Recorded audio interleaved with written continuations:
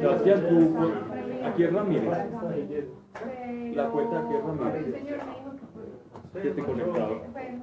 Y ya, pero ya te entró, te conectó. Sí, no hice nada. Es que en estos días le habíamos puesto Nunca en la vida me llega una fotomulta.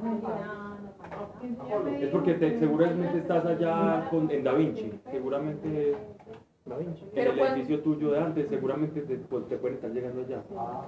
Pues tengo una del 29 de agosto del 2014 y otra del 17 de mayo. Y si eso genera intereses, ya no dejan el curso. No, el curso simplemente es hasta tal, no interesa, sino muy poco, tenés casi Sí, si le genera, eso se demora como 3 meses, 6 meses. 15 días.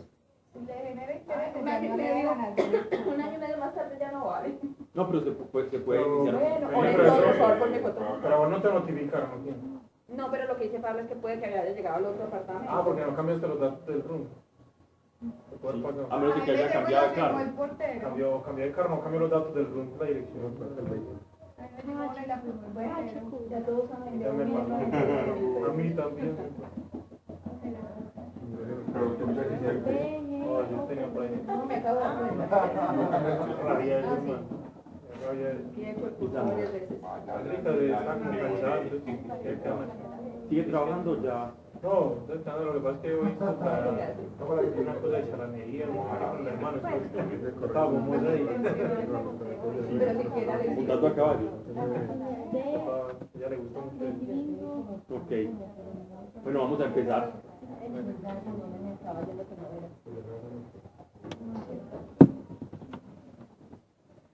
¿Saben de alguien más que va a venir o no? De pronto. Ya. Y Marianita de pronto no. Marianita viene tu hermana. No sé, también que iba a venir, pero no sé. Estará viniendo dentro. Padre, gracias te damos por este espacio que nos das para escudriñar y conocer tu palabra, cuál es tu voluntad, porque nos aconsejas y nos dejas principios, que al conocerlos, Señor, y caminando por ellos, Padre, nuestra vida va cobrando sentido y vamos descubriendo quiénes somos de acuerdo a tu plan.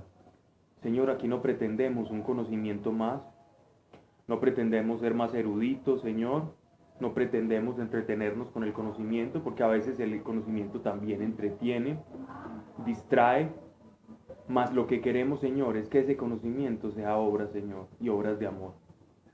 Porque el conocimiento por sí solo, Señor, no agrega ni un día, Señor, de nuestra vida, ni le resta día, Señor, a nuestra vida, Padre. Te entregamos esta clase y a cada una de las personas que aquí llegan, Señor. Más que una clase, Señor, es un descubrir tu palabra y que verdaderamente podamos poner por obras cada cosa que aprendemos, Señor, y que no se quede solamente en nuestra mente, sino que se quede, Señor, en nuestro corazón. En el nombre de Cristo Jesús, así sea. Amén.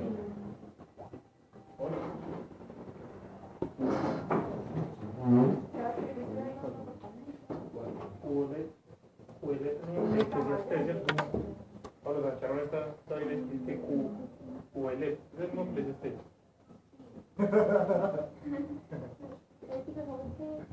No, ya hice esta Biblia que me gané. Coelet, Eclesiastés, Me la gané en el jardín botánico. el domingo. No. Criticaron antes todo lo contrario. Ella está nueva, hermano. No la conozco. La Biblia de Pedro. Bien, nosotros terminamos la charla pasada en el capítulo 5, ¿verdad? Eclesiastés.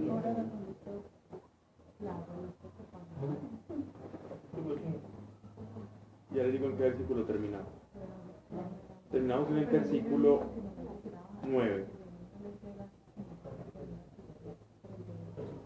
¿Okay? ¿Quiénes vienen por primera vez?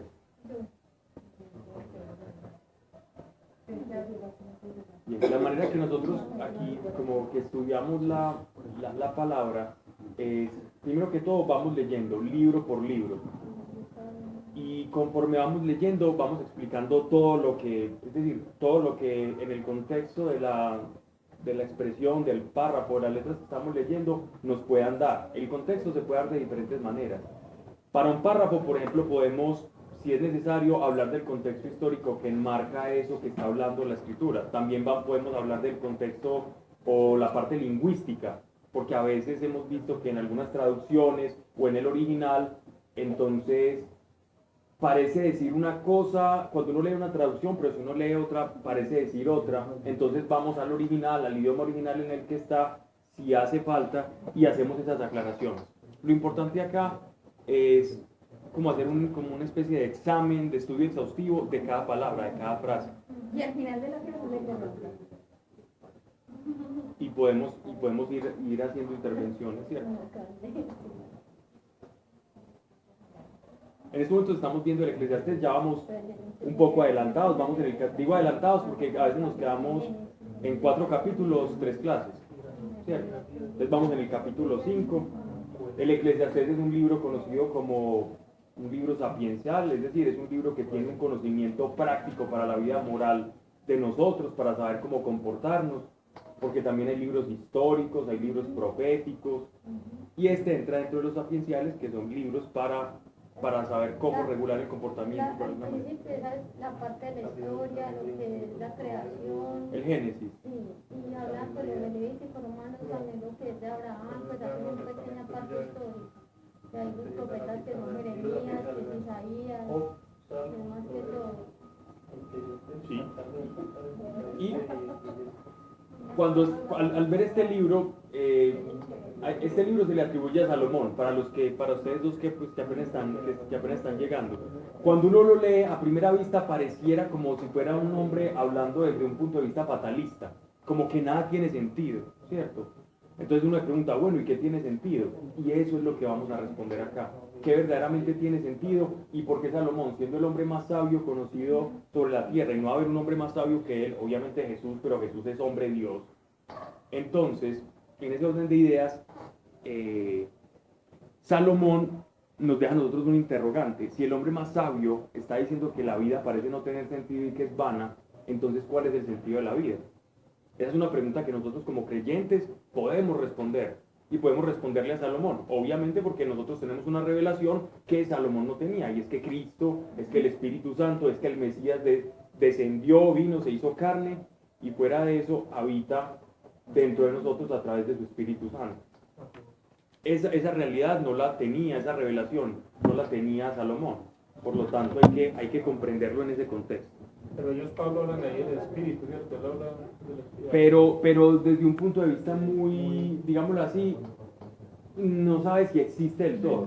Pero ellos pueden sentir alguna presencia, alguna manifestación, no. Pues no por Ellos creían que Dios existía, pero que el ser humano se esfumaba, sí. porque todavía no habían tenido la revelación de la inmortalidad del espíritu, ¿cierto? Entonces estamos viendo personas en ese estilo, digámoslo así, en esa creencia, en ese estadio de la revelación. Versículo 9. Recuerden ustedes que en el capítulo 5 iniciamos cómo Salomón habla de cómo debe ser nuestra actitud en culto hacia Dios, cómo debemos de nosotros acercarnos hacia el templo, cómo deben ser nuestras palabras. Entonces él habla de la mucha palabrería con las que a veces nosotros nos acercamos a Dios, que es mejor decirle las cosas concretas, no hacer promesas. Y él tiene un aforismo hablando de que el mucho hablar lleva a la tontería, ¿cierto? Recuerden ustedes lo que hablábamos después. Él interrumpe como abruptamente ese de cómo nos debemos de atender nosotros hacia el culto, y ahora va a hablar nuevamente de las situaciones que él ve en la vida, de las desigualdades y de las injusticias, ¿cierto? Y ahí eso es lo que va a tratar el versículo 9. Al principio me van a escuchar hablar mucha cosa, pero es que como ya he hecho tantas introducciones alrededor de cada clase y eso se va repitiendo, así que no nos vamos como a perder. Hola, ahorita. Antes de Eclesiastés, ¿qué libro está? Eclesiastés, depende. No todas las Biblias están ubicadas en la misma parte. ¿Qué Biblia es la tuya? Porque son todas las Biblias de San Juan. Porque, por ejemplo, si es una Biblia evangélica que no tiene los deuterocanónicos, entonces puede estar acomodado en cierta parte de la escritura. Los evangélicos lo acomodan en esa, pues de esas partes en las No es que la acomoden, simplemente no tienen dentro de su escritura lo que se llaman los libros deuterocanónicos, que eran libros que estaban en la versión griega que se llamaba la Septuaginta. Entonces, cuando llegó Lutero, Lutero dijo, bueno, los libros que estaban dentro de la Septuaginta están muy influenciados por, digámoslo así, como por ciertas historias no judías del todo, sino muy influenciadas por los griegos. Por lo tanto, los consideró libros de conocimiento, más no los consideró libros de revelación. De ahí en adelante, entonces, los evangélicos tomaron la apreciación de Lutero y muchos otros se sumaron, no solamente los evangélicos, se sumaron digámoslo así, a la exploración de esos libros, pero no a considerarlos revelación y palabra de Dios, sino libros de estudio y que tienen un acercamiento a Dios, pero que no son palabra de Dios. ¿Ya? Pero no es que los desprecien y digan, eso es basura, no, y que si los lee entonces usted se va a condenar, tampoco. No faltará pues quien diga eso, pero... Bueno, ya soy fanático. Cuando hagas una discusión entre evangélicos y católicos por la Biblia, lo mejor que uno les puede decir es, póngase, primero léase toda la Biblia para que pueda hablar de ella. Y pongámonos de acuerdo primero en la cantidad, en los 64, 63 libros que tenemos en común y después con los otros 5 nos hablamos, pero primero leámonos los que tenemos en común. Cuando no, ya cuando tengas ese criterio, habla con ellos y te vas a entender. De lo contrario, son puros prejuicios. Bien. El que ama el dinero no se ve harto de él, y el que ama los tesoros no saca de ellos provecho alguno. También esto es vanidad. Con la mucha hacienda, muchos son los que la comen. ¿Y qué saca de ella el amo más que verla con sus ojos? Ya lo habíamos visto, ¿cierto? El versículo 9. 5:9. No, 5, capítulo 5, versículo 9. Es 10. No, esto ya lo habíamos visto. No todo el 5, habíamos quedado acá. En el 17, perdón. El versículo 17. No, el 10. Pues, el sueño del trabajador es dulce, se haya comido poco o mucho, pero el rico la riqueza no le da dolor. Ya lo habíamos visto también. Sí, señor. Que son más. Sí, ya lo habíamos visto. Riquezas guardadas para su dueño. Es esto. Vamos en el versículo 17. Versículo 17. He aquí lo que ha hallado, capítulo 5, verso 17. Me excuso.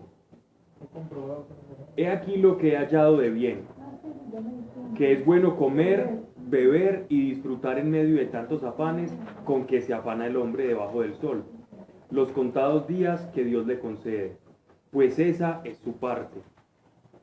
Y el haber recibido de Dios riquezas y hacienda y facultad de gozar de ellas, alegrándose con su parte en medio de sus afanes, es también un don de Dios. Perdón, 5 17. Ya vamos en el 19. No tendrá mucho en qué pensar en los días de su vida porque Dios le llenó de alegría el corazón. Entonces vean pues, lo más importante para el judío está acá sintetizado en esta oración, ¿cierto? ¿Qué es lo más importante para un judío que no tiene la revelación? Es decir, para un judío que no tiene la experiencia del Espíritu Santo. Lo más importante para un judío que no tiene la experiencia del Espíritu Santo es la facultad otorgada por Dios para disfrutar del producto de su trabajo. Eso es como si, hablando como en términos bien simplistas, es una felicidad relativa. Nosotros los seres humanos, aquí Salomón lo está afirmando, tenemos acceso a una felicidad relativa. Pablo, Ajá. será bueno como contextualizar un poquito de quiénes son los judíos, sobre todo para... Dale, Seas, ayúdanos, hombre.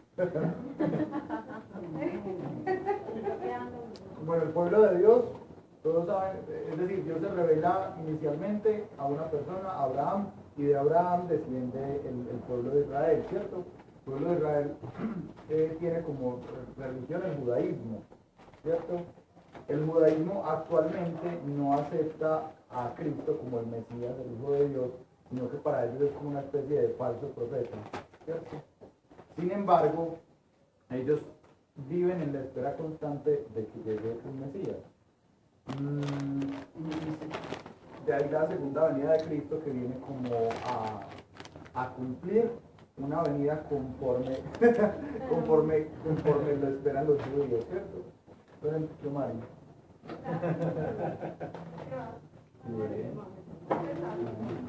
Sí, a ver. Pero entonces los judíos, o sea, me pareció muy importante ver la diferencia porque ellos no viven una fe como la vivimos nosotros. Nosotros vivimos la fe por, o sea, teniendo como ayudador al Espíritu Santo y como promesa la salvación por el sacrificio de Cristo. Ellos viven la fe mediante el cumplimiento de unas normas y de unas leyes. Entonces Pablo estaba hablando de que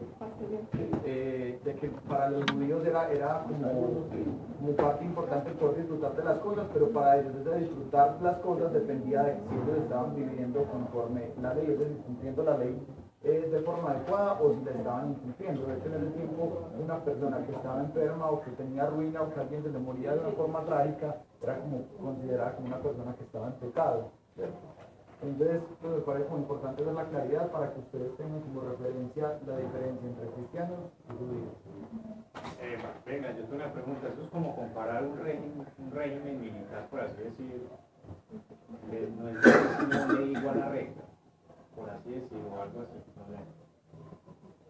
Pues lo que pasa es que para ellos es como algo que trasciende más allá de la simple ley, porque esa ley va a venir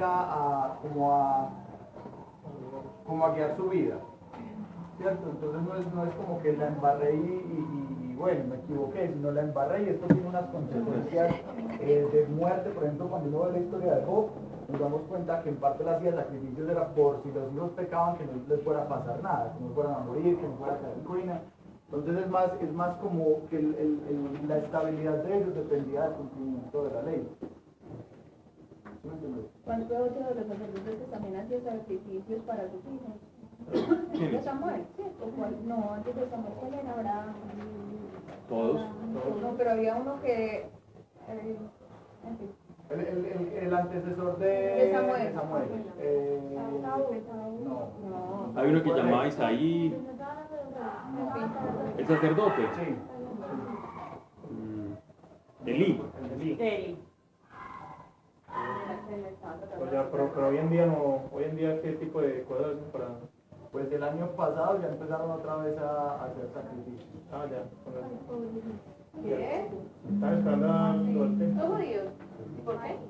Porque es que ellos están esperando la reconstrucción del templo para poder volver a ofrecer sacrificios. Pero como ya la vieron tan cercana, entonces ellos tienden como para poder cumplir la ley, acomodar muchas cosas en función de su deseo, ¿cierto? Entonces, unos estudiosos rabinos se dieron como la tarea de ver de qué forma podían empezar a hacer un sacrificio o al menos como una práctica sin tener todavía la construcción del templo, la encontraron. Entonces ya el año pasado hicieron el primer sacrificio después de casi 2000 años. Ay, qué miedo. Pero él no dice que Dios cuando dejó, no permitía ya más sacrificios, que pues llegaba a un punto y que ya no permitía más sacrificios. Cuando llega Jesús, porque Él fue el sacrificio perfecto, ¿cierto? Pero como ellos no creen en Jesús, si yo acepto a Jesús, no necesito más sacrificios, pero no aceptando a Jesús, necesito más sacrificios.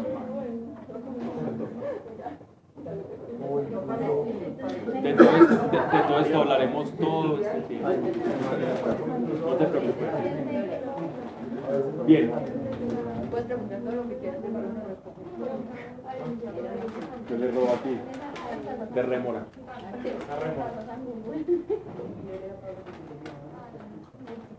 Bien. Esto podría sonar un poco, esta frase del predicador podría sonar un poco libertina. He aquí lo que ha hallado de bien, que es bueno comer y beber y disfrutar en medio de los tantos afanes con que se afana el hombre bajo del sol. Esa expresión que vemos recurrente en el Eclesiastés, debajo del sol, significa en su vida terrenal. No están hablando de una vida en un transcurso hacia la eternidad, sino una vida que tiene un principio y un fin debajo del sol. ¿Sí? El día a día, pues. Ok, sí, pero el día a día terrenal. Sí, No estamos terrenal. hablando de una Sí. conciencia ultraterrena. Sí. Entonces, ¿qué ocurre? Hablábamos del vacío existencial, digámoslo así, como del de la necesidad de explicación de las cosas que tiene Salomón, pero él nos está hablando acá que en la vida existe algo que se llama el contentamiento, de lo cual hablamos la clase pasada. Lo máximo que yo puedo acceder en esta vida sin Dios es al contentamiento. Y aún el contentamiento proviene de Dios, ¿cierto? Yo puedo procurármelo, ¿cierto? Hasta cierta medida. Pero si Dios no me determina el don o no me da la gracia para, digámoslo así, para disfrutar de lo que yo tengo, voy a ser amargado. Y es lo que él está diciendo acá. Es don de Dios los que disfrutan de sus bienes y de sus riquezas. Pablo, pero ya con el Espíritu Santo todo el mundo recibe eso, ¿no? Sí, es diferente. Estamos hablando de Salomón. Salomón no tenía ese acceso que nosotros tenemos. Nosotros estamos viendo desde un BMW negrito a estamos viendo a un Renault 4 ahí. Sí. ¿Cierto? Dale, entiendo. Lo estamos viendo pasar rápido. Vamos los dos en carro, pero no es lo mismo. Pablo, pero por ejemplo, cuando con la sabiduría que Dios le dio a él no podía experimentar. Como cuando No, hacía, pues, el conocimiento y la sapiencia no te lleva a la libertad del no espíritu. le da. Porque es que la experiencia de Dios no es un conocimiento, no es ni siquiera una creencia, sino que es la experiencia de Dios en tu vida. Ellos tenían una experiencia de Dios muy diferente. La experiencia de Dios de ellos era así: Dios es el creador, nos dio unas leyes y si las cumplimos nos va bien, pero nos vamos a morir. La de nosotros no es así, no es Dios nos dio unas leyes, es Dios nos dio a su Hijo para que por medio de su sangre nosotros lo recibiéramos a Él dentro y tuviéramos una comunicación ininterrumpida con el Padre. Y en esa comunicación y en ese sentir tenemos vida eterna y estamos destinados para el cielo. Es muy diferente a la concepción que tenían los judíos. Y en nosotros no es por fe, en nosotros es porque experimentamos a Dios. No es que yo crea, es que yo tengo al Espíritu Santo. Por gracia. O la presencia que nosotros tenemos en Dios. Porque Claro, cerrar el es algo conectar, real. Cuando tú sientes la presencia de Él en tu vida, ella es lo que me estás diciendo. Claro. Entonces, por ejemplo, en Corintios, en varios capítulos de Corintios nos hablan mucho de lo que tú estás hablando, hay como una similitud, unos temas de sobre todo la sabiduría. Por ejemplo, cuando dice, no te jactes de tu sabiduría porque, o de los hombres que hablan, porque yo soy el que les da eso. Corintios 13. Sí. Bien. Ya empezó. ¿Qué Hacía es? falta la ruta del casero. Aquí hace falta el burlesquecito de ella. El bullying. ¿Tiene efecto? Bien. Entonces, miren esto. Miren esto, que esta frase, eso no se puede quedar así. Hay mucho contenido que sacar. Nosotros somos creados por Dios. Cada cosa, cada vacío, cada necesidad que el ser humano experimenta es proporcional a una respuesta que Dios tiene para nosotros. Cuando tú sientes una carencia en tu vida, un desánimo, un desazón, que nosotros lo sentimos a veces, eso viene como por oleadas, ¿cierto? A veces nos sentimos como en contentamiento, pero como el contentamiento va y viene, cuando el contentamiento no está, ese vacío vuelve y sale como a resaltar y hacernos otra vez, estoy insatisfecho con mi vida. Ese vacío que nosotros sentimos, esa insatisfacción, es la manera en la que Dios nos demuestra que Él tiene una respuesta a ese vacío. Ese vacío nos está diciendo, hay una realidad que ha de ser llena por algo. Ellos solo podían alcanzar hasta el contentamiento, pero el contentamiento se iba y volvía otra vez ese ciclo de Coelet, de Salomón. Hay un vacío, me contento, pero otra vez veo que esto es vanidad y necesito algo más. Y como él está reflexionando sobre esto, él va a empezar a preguntarse sobre Dios ya en el siguiente capítulo. En el capítulo 6 ya le empieza a preguntarse Dios por qué hace esto o por qué no hace esto, si vale la pena acercarse a Dios o no. Eso empieza a hacerlo. Entonces dice, y el haber recibido de Dios riquezas y hacienda y facultad de gozar de ellas, alegrándose con su parte en medio de sus afanes, están bien don de Dios. ¿Okay? El contentamiento proviene tanto de mí como de la gracia de Dios. Es decir, no tendrá mucho en qué pensar en los días de su vida porque Dios le llenó de alegría el corazón. Ese no tener que pensar, es decir, si yo tengo contentamiento, puedo de alguna u otra manera evadir superfluamente esa inquietud interna que yo sostengo diariamente. Esa inquietud de yo por qué estoy aquí, yo no estoy satisfecho del todo. El contentamiento me deja llevar, me deja que los días vayan pasando y yo vaya como amortiguando esa inquietud existencial. Por eso indica la palabra alegría que es rápido, más no plenitud. Exacto. El contentamiento no es plenitud. Pero como cuando sabemos que el contentamiento no nos llena, entonces ya nos estamos respondiendo que hay algo más. Y hay quienes buscan ese algo más.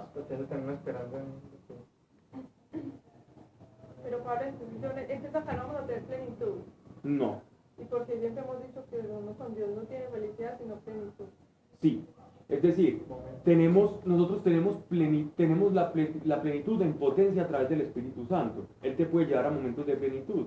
Yo lo he dicho muchas veces, yo creo que ya ustedes deben de estar cansados de escucharme esto, y es la manera en la que nosotros llevamos, digamos así, como el sufrimiento, o los hombres mártires llevaron el sufrimiento, y eran capaces de ser torturados aún a pesar de estar en esa situación tan difícil cantando salmos.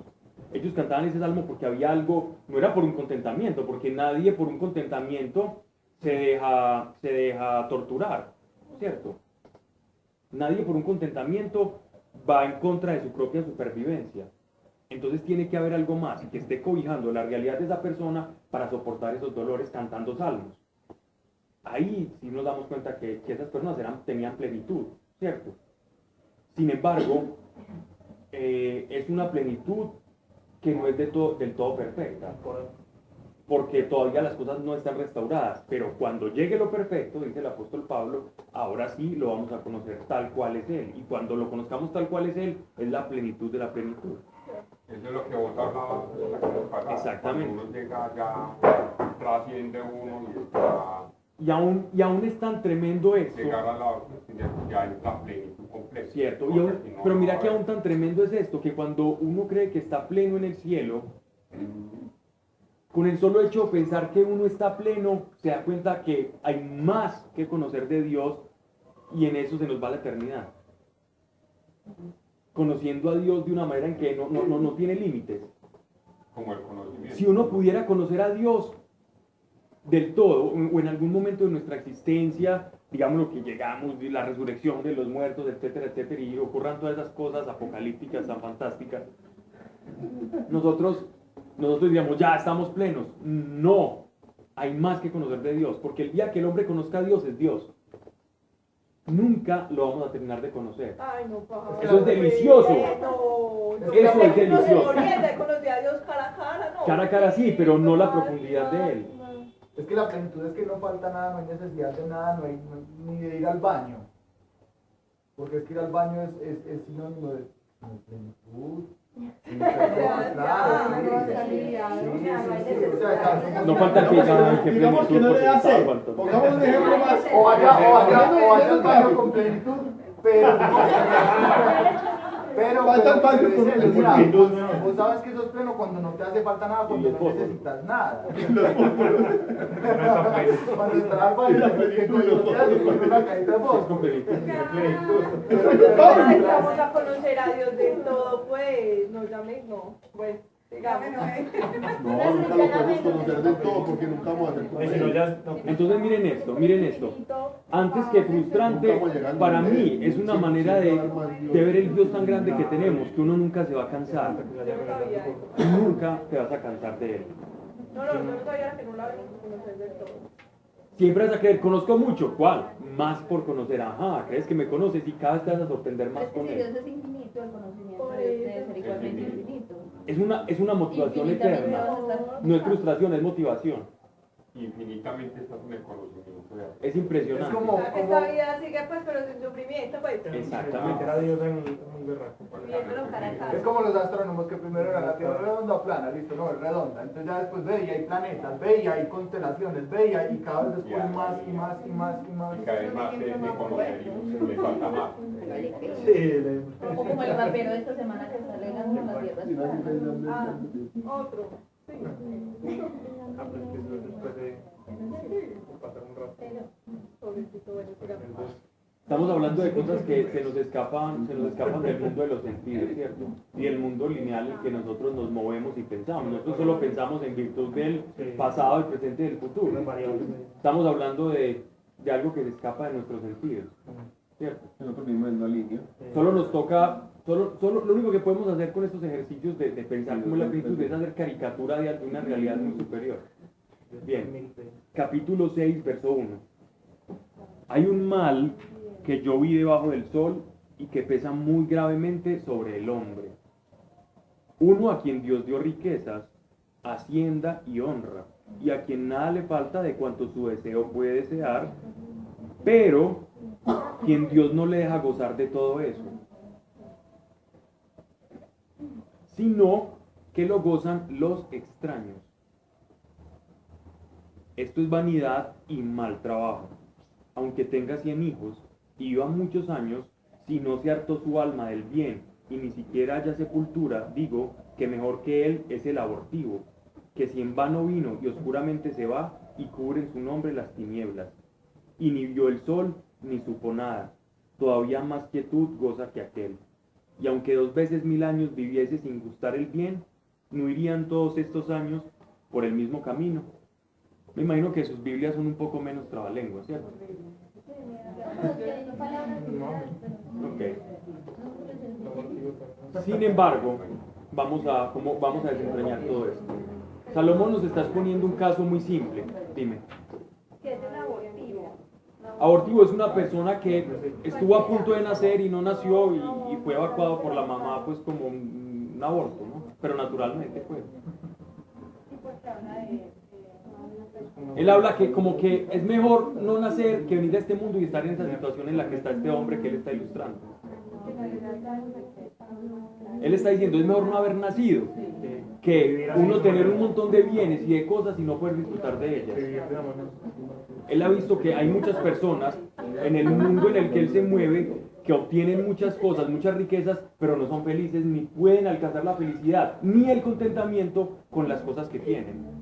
Primero nos puso un ejemplo del hombre que obtiene contentamiento con las cosas que Dios le da, con las cosas que consigue con el trabajo. Él dice, esa persona es bienturada, ¿cierto? Esa persona tiene buena aventura.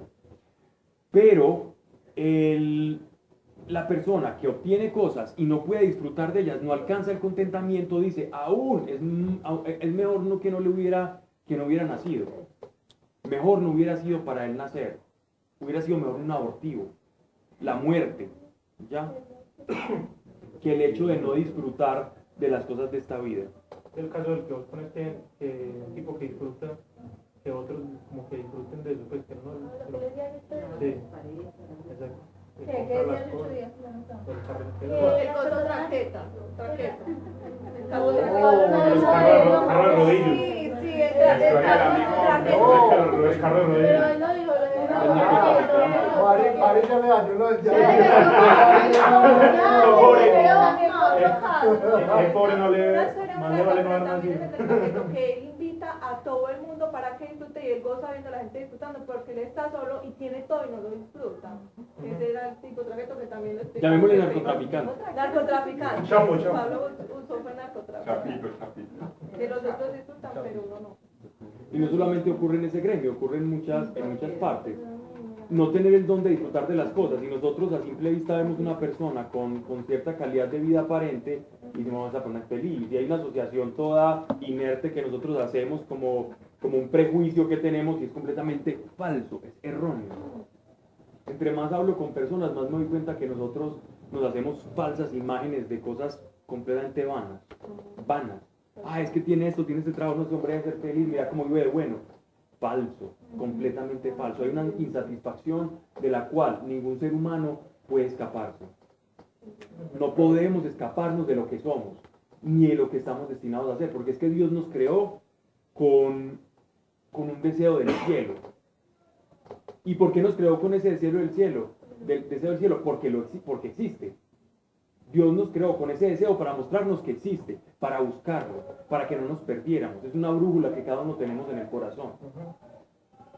El vacío existencial no es un mal que Dios puso al hombre, sino una brújula. El problema es cuando la brújula me dice al norte y yo intento ir hacia el norte, pero por el sur. Cuando menos pensé, me tomaron los 60, 70 años y veo que caminé toda la vida hacia el sur y entonces ya intento correr las últimas cuadritas hacia la iglesia, porque descubro que ese vacío era espiritual.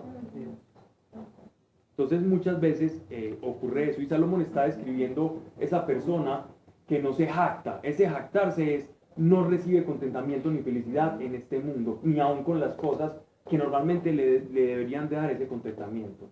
Mal y carga para el hombre. Pero una cosa, por ejemplo, puede ser lo que tú acabas de decir, que no desea, aún teniendo todas las riquezas, siente un vacío. Y si es una persona que, por ejemplo, recibe una enfermedad, no tiene mucho, pero nunca puede disfrutar de nada. También entra, también.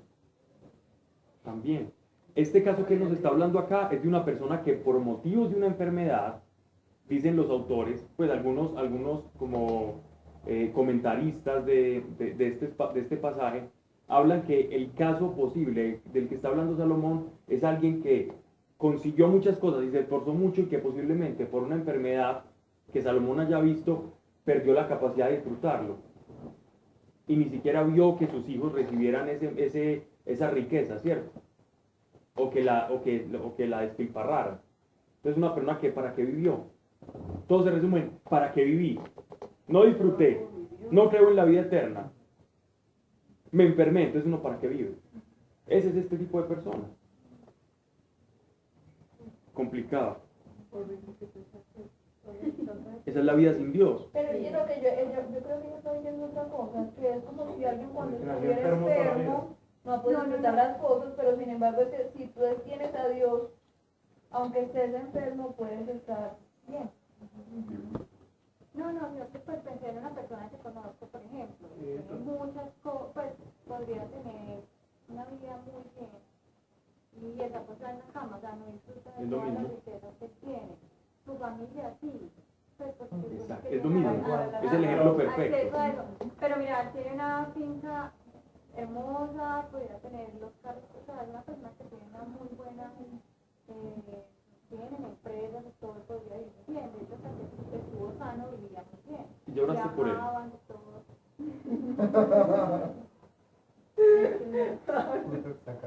Pero eso le pasó a mi tía, ella decía algo tan básico como pañal. Ella no lo pudo hacer normal, pues vayas a punta de trabajo. Decía, dijo que no puedo vivir con una persona normal.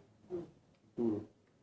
Entonces una persona que no, por ejemplo, pues a cierta edad ya se enferma ya, y es una condición demasiado complicada, está en la cama. No disfruta de todo lo que tiene. Pero es como si, entonces es un caso así, pues, Bueno, tienes una respuesta, sí, esa persona es esta. Y también tienes una tarea, orar por él. Pablo está poniendo machete hoy. Desde el parqueadero hasta A lo que se sentó. vinimos. Capítulo 7, verso 1. Están muy atentos y eso está muy bien. ¿Cierto? Que están atentos y eso está muy bien. Pero entonces conclusión qué pena. Conclusión, Salomón se está haciendo una serie de preguntas. De esto, o sea. No hay conclusión. ¿Por qué? Porque él está disertando. Una disertación es como usted arrojar todas sus inquietudes al aire, sin aparentemente una coherencia lineal. Él simplemente está diciendo, he visto que mal el que Dios, pues el que se ve aquí en la tierra. Veo personas que aún con tanta riqueza no tienen la capacidad del contentamiento, por lo que sea. Puede ser una enfermedad, que parece ser el caso que nos está exponiendo el texto. O puede ser también porque Dios no le dio el don de disfrutar de ellas, no tiene el don, no tiene la gracia de disfrutar.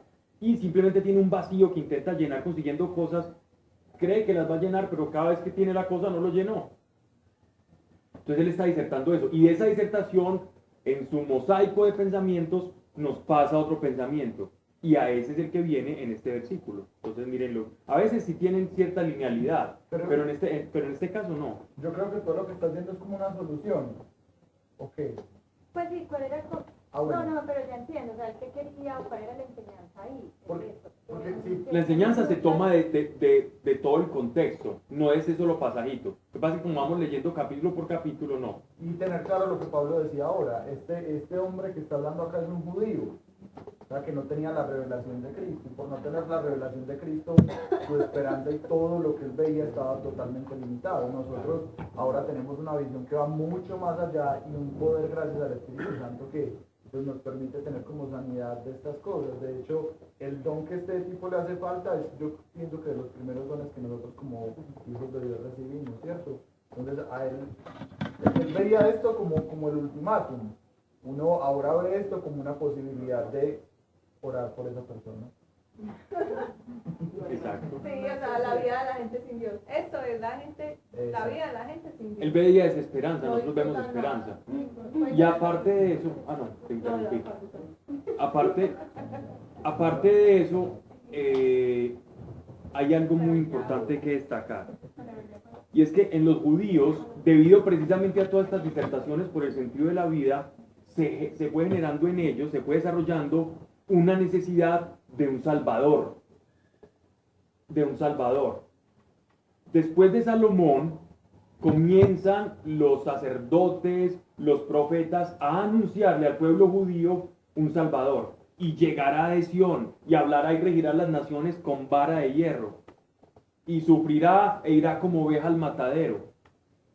Y dice, varón de dolores será, experimentado en el dolor y en el quebranto. Y será llamado Emmanuel, ¿cierto? Empiezan los profetas a anunciar, miren, el ser humano no está perdido, ustedes tienen salvación. Por eso el ángel Gabriel le da a María el nombre y será llamado, ¿cierto? Y le pondrás por nombre Jesús, que significa salvación. Yeshua viene de salvación. Él es el Salvador. ¿Salvador de qué? Precisamente de esta situación tan terrible en la que la humanidad se encontraba. Entonces, los judíos sí tenían una esperanza. Y su esperanza era el Mesías. Pero el que creyera en el Mesías iba a recibir las bendiciones de lo que estaba esperando. Mas el que rechazara al Mesías es como rechazar de frente la bendición y el auxilio que Dios les está dando. Entonces, por eso dice el texto, por eso dice Dios. Y la piedra angular, la que desecharon los constructores, esa es piedra angular. Esa es la piedra que le daba sentido a la esperanza que ustedes tenían.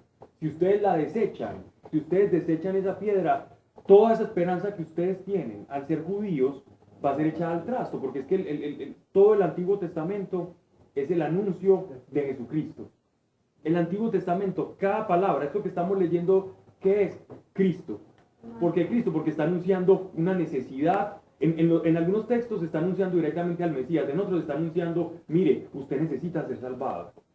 Mateo habla mucho, en Mateo muchas Lucas, esa parte de la anunciación. Pues Sí, es lo que estás hablando. sobre todo en Lucas. En Lucas habla, y en Mateo es como más como anuncios, como advertencias, como no hagas esto, recordatorios. Sí, Casi como Mateo. sí, porque Mateo fue escrito para judíos, Lucas fue escrito para nosotros. Pero yo veo conclusiones en todo Mateo, como las advertencias, las leyes, Claro, que se cumplirán y se las... porque fue escrito para judíos, porque los judíos tenían que comprender que Jesús era el Mesías y se les tenía que escribir en esa tónica. Mientras que nosotros los gentiles tenemos que conocer, bueno, ¿y cómo fue la historia? Y Lucas nos cuenta toda la historia. Entonces, de hecho, estos los que salvaron ahí en el antiguo eran los que volvieron bajo la esperanza Del la palabra Mesías. del Mesías. Los que no creían en el Mesías, grave. Porque es que por los méritos del Mesías es que todos nos vamos a salvar, judíos y gentiles. No es por nada más. Que creyeron en el mensaje, los profetas, pues. Exacto. Porque los profetas anunciaban al Mesías. Entonces ellos indirectamente son creyentes de Jesús. Eso, claro, que tenían la esperanza, no tenían el espíritu. Como a David fue que se le apareció un profeta cuando él fue fiel, también le fue fiel a David, que es el rey David, que le fue fiel Saúl, a Saúl. se le apareció Samuel. O sea, con- Bien. Bien. Dice, todo el trabajo del hombre es para su boca y nunca se harta su alma. Quiero que leamos en sus Biblias las traducciones. ¿Qué traducen aquí? Alma. Todo el mundo se Capítulo 6, fatiga, versículo 7. todo el mundo se fatiga para comer, y a pesar de todo su apetito no se sacia. ¿Quién me dice otras de Jerusalén? Listo. Todo el trabajo del hombre es para su boca, todos sus deseos para su casa. Leo esto. ¿Sí? Toda la gente se pasa la vida trabajando para tener que comer, pero parece que nunca le alcanza. Bien. ¿Quién más? Carolina. Trabaja para comer. Carolina tiene un texto. El hombre trabaja y trabaja para comer, pero nunca queda satisfecho. Bien. En ninguna dice alma. Yo tampoco. ¿Vos leíste solo ese versículo, Pablo? Sí. Solo ese. Todo el trabajo del hombre es para su boca y nunca se harta su alma. Sus deseos lo equiparan con el alma. Pues. Más o menos. Miren, ¿por qué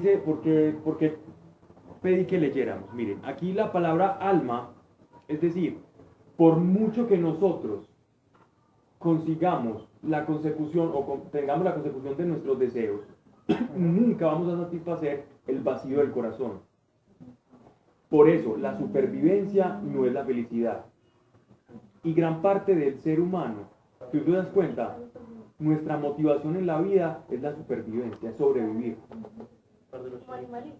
Cuando yo no tengo a Dios en el corazón, cuando yo no tengo una esperanza en una vida futura, la única motivación que yo voy a tener para estar aquí en esta tierra no es nada más y nada menos que el instinto de supervivencia. Y el instinto de supervivencia es el que me va a mantener acá. Aburrido, pero me va a mantener acá. El sentido de autoconservación. De la biología de Coquito, por allá de la biología de Kimball. No, Nacho es más Coquito. Nacho es para aprender a leer biología, sí, pero... Pablo, ya te conocemos, ya te queremos, no te preocupes por eso. Bien, pero...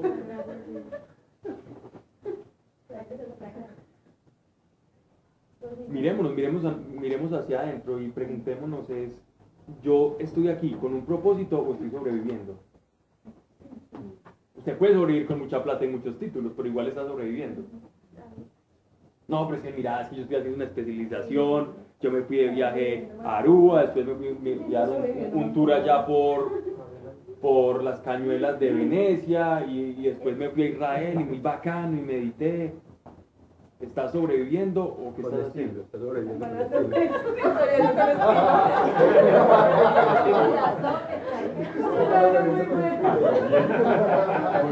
Erika nos va a decir algo.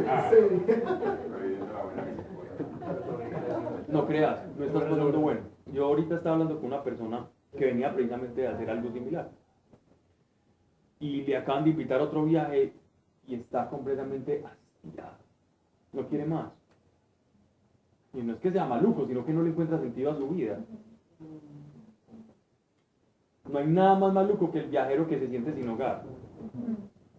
A mí me pasó una historia hace 2 años.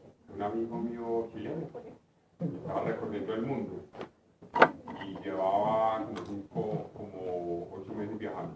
Yo le dije que iba a Medellín, porque si no le hablaba, era mi amigo mío. Y demasiado desubicado, decía que estaba como cansado, harto, como con muchas cosas de la vida. Y me dijo una palabra muy sabia: la vida se la hace uno, la construye uno, la vida no se la hace. Yo creo que ahí donde yo también empecé como con un poco en Dios. Ahí empecé a como más sentido, como a disfrutar y vivir. Cuando uno se siente como sin patria, sin hogar, hay un desasosiego. Por más que estés viajando y estás solo y viajando, eso no tiene sentido. Hay una necesidad por lo menos de compartir algo. Es salir de la zona de confort. Es que eso nosotros los seres humanos es una lidia o es un esfuerzo salir de la zona de confort y que salir. Y yo vi una diferencia en estos días, la línea de nosotros va así. En cambio, el plan de Dios viene rocoso,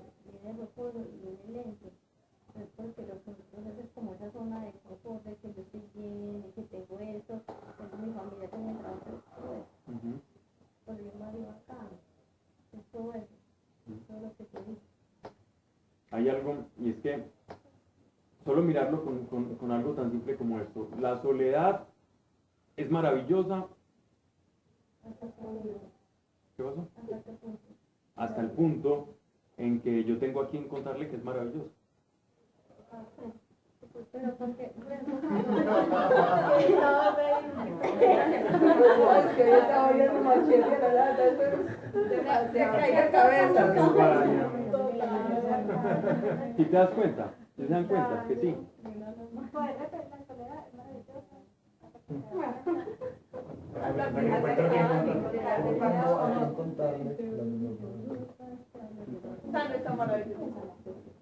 Sí, es maravilloso.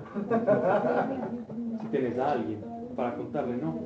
Es decir, nosotros siempre tenemos una necesidad del otro, o tenemos una necesidad de Dios, Sí, porque la soledad con Dios es maravillosa. porque ya no es soledad. Por eso, Porque ya no es soledad. por eso es que la soledad no gusta. Todo el trabajo del hombre es para su boca y nunca se harta su alma. ¿Cuál es la ventaja del sabio sobre el necio? Él está preguntando, bueno, y si todo es igual, entonces, tanto hemos aclamado la sabiduría era el bien más preciado para los judíos. Por eso se llaman libros sapienciales, porque para ellos era lo más puro. Tanto era que para ellos la sabiduría era como si fuera un ser existente, independiente, proveniente de Dios, pero independiente a él. Había muchos judíos, estamos hablando del año más o menos 400, 500 antes de Cristo, en el que muchos judíos, eruditos judíos, hablaban sobre la sabiduría como casi como si tuviera vida propia, inteligencia propia, y que había que alcanzarla y que había que ser lleno de esta sabiduría. ¿Verdad? Pablo 8.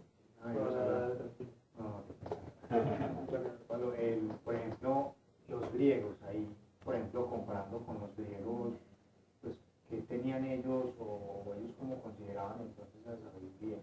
Pues si vos decís de pronto... Ya, es muy diferente el concepto de sabiduría griega al concepto de sabiduría semita. Semita, todo lo perteneciente, concerniente al pueblo descendiente de Sem, o sea, los judíos, los árabes, los sumerios, los babilonios, los persas, etcétera, etcétera. Pero los persas que no venían de por allá de Asia, sino los de más por acá. Entonces, la sabiduría para los griegos era la capacidad de conocer la realidad. Era la capacidad de conocer la realidad, era el conocimiento. La sabiduría y el conocimiento iban de la mano, ¿cierto? Para los judíos, la sabiduría no era conocer la realidad como tal. La sabiduría era la manera de yo saber qué reglas regían o qué principios existían de parte de Dios para yo obtener beneficios en mi vida. Era una sabiduría más práctica, era conocer reglas y principios, aplicarlos para vivir mejor. Esa era la sabiduría para los hebreos o semitas. La sabiduría de los griegos era una cosa mucho más compleja. Los judíos no tenían tiempo para pensar mucho. Ellos estaban muy ocupados, viajando de un lugar a otro y cuidando cabras, y los griegos a veces sí tenían tiempo para el ocio. De hecho, Platón decía que no hay filósofos si no hay ocio. No hay filósofos sin el ocio. Claro, pero entonces impartir la sabiduría no producía nada de alegría ni... No, él se está cuestionando acá. Bueno, los judíos amaban y adoraban la sabiduría, ¿cierto? Y él está diciendo, ¿cuál es la ventaja del sabio sobre el necio? Es una pregunta que él está arrojando al vacío, una disertación. Entonces él va a responder, ¿cierto? ¿Cuál la del pobre que sabe ir su camino? ¿Cierto? Mejor es tener que perderse en deseos, y también esto es vanidad y persecución del viento. El que es ya tiene nombre, y ya se sabe que es un hombre y que no puede contender con quien es más fuerte que él. Entonces, bien. Aquí ya le está tocando dos temas. Uno, tanto el sabio como el necio no tienen control del destino o de los designios que están por encima de ellos. Es decir, no tenemos control de Dios, no conocemos el futuro. ¿Ya? Y cuando él dice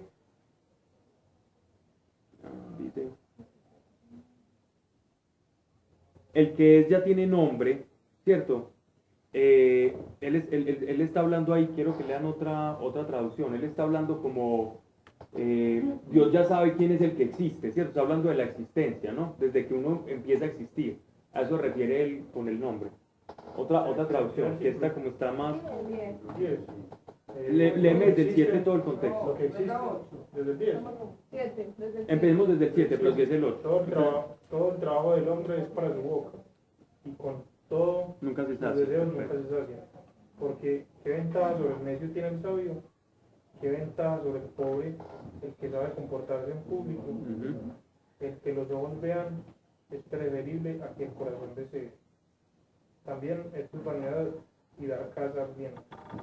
Lo que existe tiene nombre, y se sabe que el hombre no puede enfrentarse con el que es más fuerte que él. Ok, sí, esa relación es existencia, ¿cierto? Ese ya tiene nombre, quiere decir, desde el mismo momento en que existe, uno ya nace limitado y no puede, digamos así, como tener acceso a esa realidad y ese conocimiento de lo que Dios es y de lo que va a ser. Ese es el más fuerte, es Dios, él está hablando de Dios.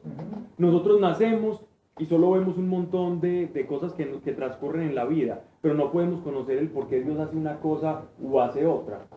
No tenemos acceso a él, depende simplemente de si él quiere hacerlo, pero nosotros por sí mismos, por nosotros mismos, no podemos acceder a Dios. Él está hablando de su limitante como israelita de su época. Yo no puedo conocer nada más allá de lo que del escrutinio que hacen mis sentidos, de lo que yo puedo escudriñar, de lo que yo puedo estudiar, de lo que yo me puedo cuestionar. Pero aún así, no sé qué va a pasar ni qué pasó antes de mí. Aquellos más o menos todo era como regido bajo la ley. Sí. No es como nosotros que nosotros pues como ellos que tenemos conocimiento.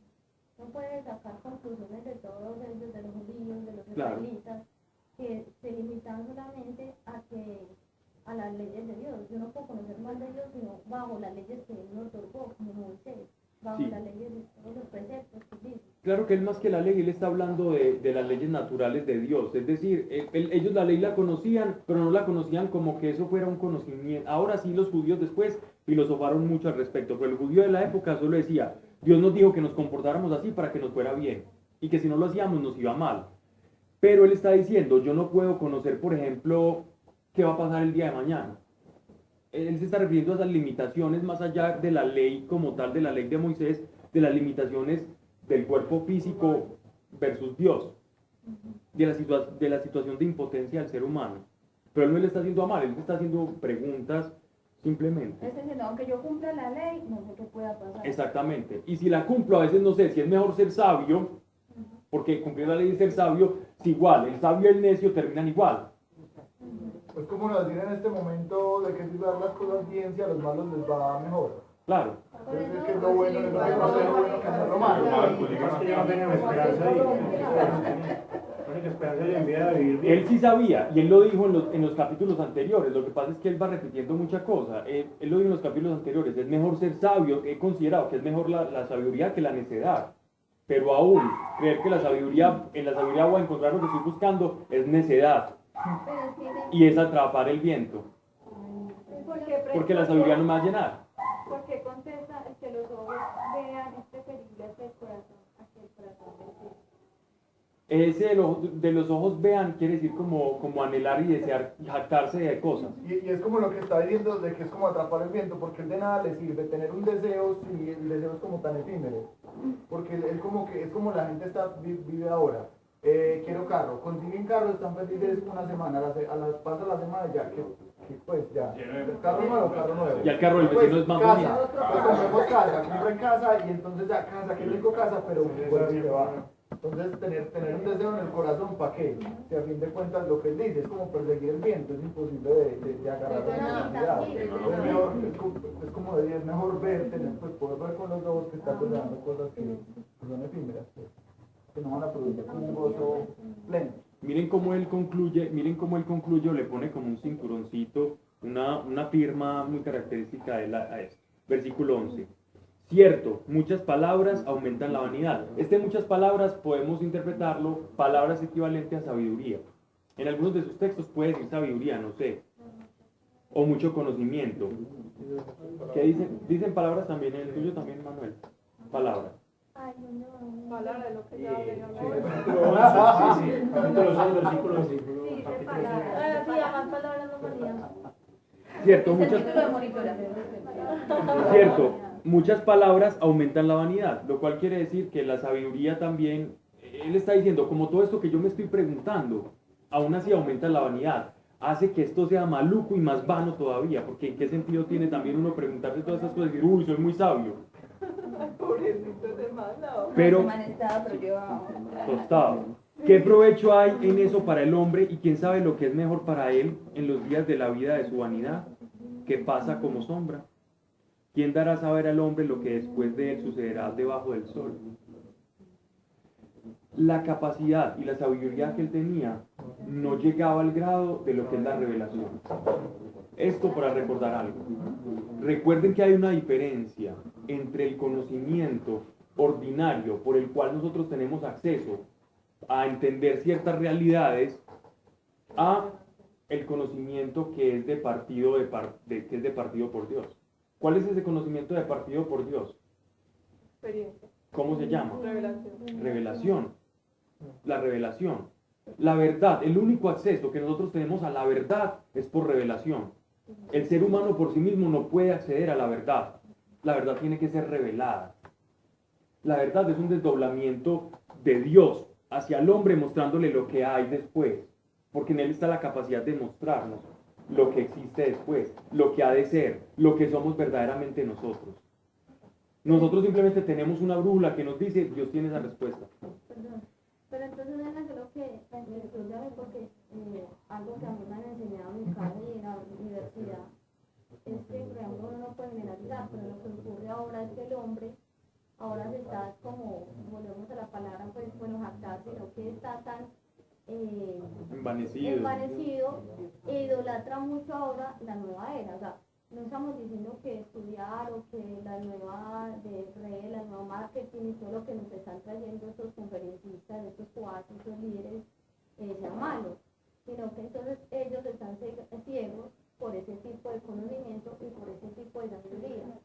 Lo que uno también compara, lo que dice también ahí, o sea, es vanidad. Más nosotros no han caído como en la cuenta de que Dios, la sabiduría que da por Dios, lo que dice Pablo, que es la revelación. Entonces lo que pasa aquí es él, es lo que le pasa también a él, o sea, es como un conocimiento ya más teórico, como más aparte de lo que nos está diciendo Dios. Y la mente se reduce a él. Total, en ese momento estamos en eso y lo que está pasando con esto. ¿Qué significa revelación? O revelar es como correr un velo. Es correr un velo. Es como si nosotros tuviésemos la visión como entenebrecida, ¿cierto? Como oscura.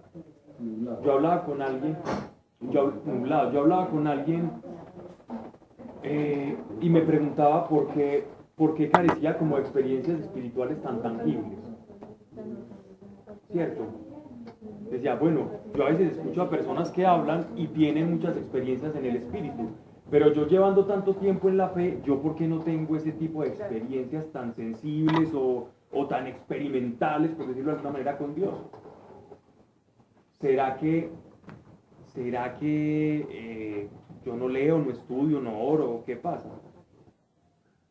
Y hablando con esta persona, llegábamos a este punto. Y es que muchas veces nosotros no vemos con los ojos espirituales porque tenemos muchos prejuicios materiales. Me explico. ¿Qué pasa? Me explico. O sea, no es que Dios no quiera. No es que Dios no quiera, porque Dios quiere. Dios quiere que todos veamos más, porque entre más veamos, más vamos a testificar y más vamos Más no vamos a dar a conocer qué es lo que quiere. Total. De lo poquito que experimentamos, poquito vamos a hablar. De lo mucho que experimentamos, lo mucho vamos a hablar. Claro. Y vamos a abarcar más situaciones de la vida porque y eso es para provecho de los hermanos. Pero entonces, ¿qué ocurre? Muchas veces nosotros tenemos como pequeños velos y capas una tras otra. Me remito a un suceso de mi vida cuando estuve por allá con esos chamanes del Putumayo tomando yagé.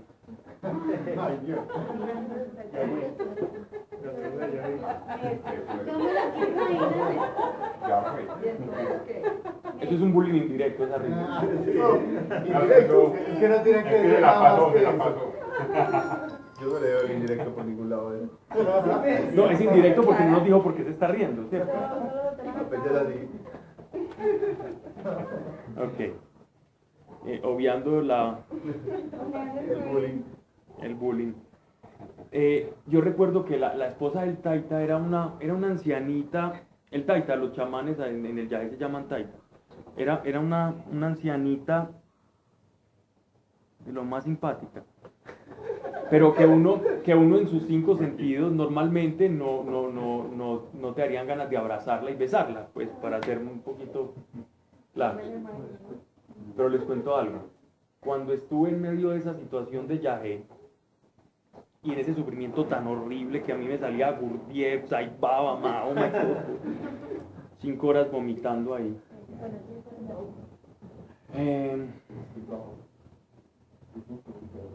Yo recuerdo que esta señora me ayudaba y me decía, no, diga perdón, permiso y gracias al cosmos. Y yo era perdón, y gritaba, me revolcaba ahí pues como una rana platanera. Una rana platanera. Y de pronto vi a esta señora tan hermosa, pero no por el efecto normalmente de los que hacen los tragos y ese tipo de cosas. No. Les voy a explicar. Los ojos le hicieron un No. Es decir, cuando estás en un grado, Pablo.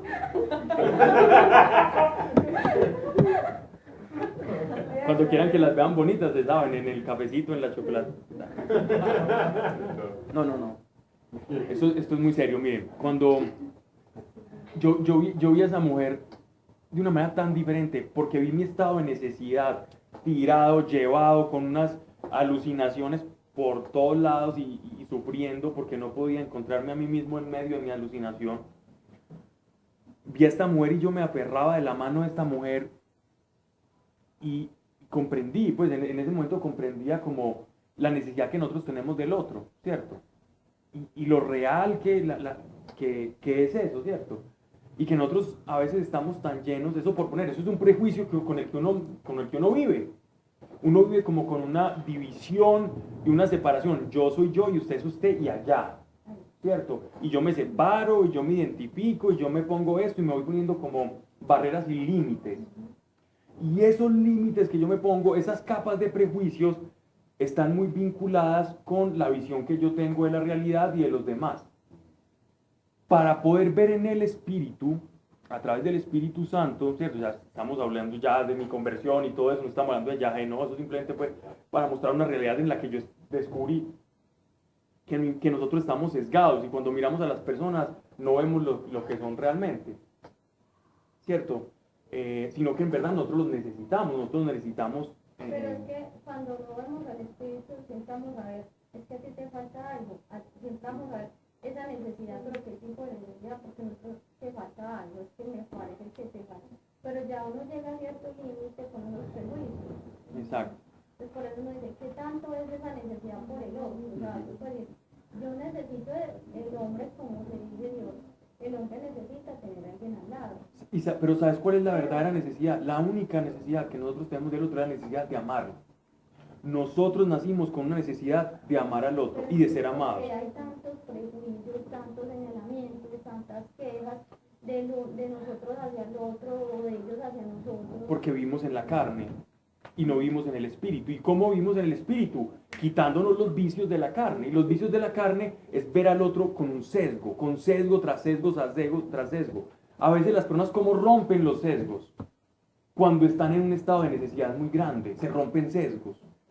Al que mirabas por encima del hombro cuando estuviste en tus mejores épocas y cuando perdiste tu fortuna, ese que miraste por encima del hombro te tiende la mano, te vas a dar cuenta que esa persona era útil y necesaria. Ahí se rompió un sesgo. ¿Te das cuenta? Entonces, solo cuando nosotros vivimos la realidad y la verdad vamos a romper los sesgos. Y yo no puedo pretender una visión espiritual si no voy rompiendo cada uno de los sesgos. La manera de tener acceso a una visión espiritual es quebrando, rompiendo sesgos, prejuicios, no solamente sociales, los prejuicios internos, descubriendo quién eres tú verdaderamente. Pero ve, yo te voy a contar Pero una qué cosa interesante, que qué me pasó esta semana. ¿Qué pasó? Que como hace una vez es que se tomó un llave. No. Pues, lo comenzaste así, para ver en el Espíritu Santo. Sí, porque cuando digo los ojos espirituales solo puede ser a través del Espíritu Santo. Empezamos de la siguiente manera. Empecé citando la persona que me dijo, llevo tantos años y no he podido experimentar eso y me siento mal por eso. Comenzamos a hablar de la manera en que se acercaba al prójimo y comenzamos a ver todos los prejuicios que tenía contra el prójimo. ¿Cierto? Todas las separaciones, todos los bloques, todos los muros de Berlín que tenía frente a las demás personas. Pero uno hay que poner, o sea, no. Total, La sociedad claro. Uno va asumiendo ciertas verdades y ciertas estructuras de pensamiento que te van llevando a tener esa visión. Yo lo quiero expresar como, yo tengo un familiar, y en eso lo he sentido. Es una persona que todo es bondad, todo es amor y todo es sinceridad. Y uno ve que todo el mundo, el rico, el pobre, todo el mundo le llega a esa persona. Y es porque por romper esos celos. Y porque da el corazón sin que lo vayan sin prejuicio de que lo vayan a extorsionar o que le vayan a robar, no, que lo hagas con desinterés. Y cada vez que uno ve a esa persona, le he visto que más es feliz. ¿Verdad? Tiene contentamiento. Pablo, yo doy un ejemplo. Pues yo crecí en un mundo donde, pues como que la sociedad, pues yo solo veía como un punto de la sociedad, ¿cierto? La burbuja, bueno, todo. Cuando llegué a Estados Unidos, que empezamos a ir a donde las prostitutas, para mí una prostituta era una señora grande, parada, como muy maquillada, muy grisa, ¿cierto? Como muy así, muy pintoresca, como que esa era la imagen por las películas de pronto, yo no sé, porque yo nunca había conocido una prostituta, ¿cierto? Cuando fuimos a donde las prostitutas de San Diego, eran niñas de 13 años, con tacón, vueltas nada, cero bonitas. Para mí eso fue, yo casi me muero la primera vez. Y Dios como que me abrió los ojos ahí y me quitó ese sesgo de que una prostituta, es que no todas son así. Es más, yo creo que son la minoría. Las otras son esas niñas que vienen de la mamá prostituta, la niña prostituta, y eso para mí fue una cosa demasiado tesa, que es quitar como todo eso que nos ha enseñado el mundo, todo eso que uno ve, todo lo que le han Sí, enseñado. que lo dicen las niñas de la vida alegre. Eso, Que no es ni vida ni alegre. porque son las niñas unas son impresionantes, es que yo creo que las Y las prepago de pronto pueden ser hasta más vida alegre que las otras pobres. no tienen ninguna vida alegre, pero esas niñas, entonces eso es como lo que nos ha enseñado la sociedad, no ver una prostituta en una película, pues eso yo no sé, pero eso viene, lo quita y es como, no, es que ven que es que las personas no están ahí porque quieren, ¿cierto? Vení Mariana, que es que quitar la pendejada que vos tenés y meterte ahí y entender. Para mí la primera vez fue demasiado duro. Rompa sesgos y Dios le va a prestar sus ojos. Por muchos momentos. Pero ese tipo de cosas entonces Romper el sesgo es ir allá. Es conocer. Romper el sesgo es conocer que hay un sesgo. Cuando usted sabe que hay un sesgo, usted dice, ok, no voy a mirar más así, y el sesgo se desvanece. Así como viene, como una estructura, de esa misma manera se va. Ese tipo de sesgos pueden entorpecer lo que uno experimente con el Espíritu Santo. Lo que te muestre. Porque él te puede mostrar, él te quiere mostrar y te muestra cosas todo el tiempo, pero el sesgo tuyo no lo permite. Es como embarrar, si uno tiene lentes, embarrar los lentes. Sí. A ver, Pablo, yo tengo una pregunta, pero es que fue justo de una cosa que me pasó esta semana y que me está haciendo pensar. Yo me acuerdo que alguna vez en uno de tantos libros vimos que... ¿Cómo vas a repartir el balota? Aquí te enseñamos. el patrimonio de la casa.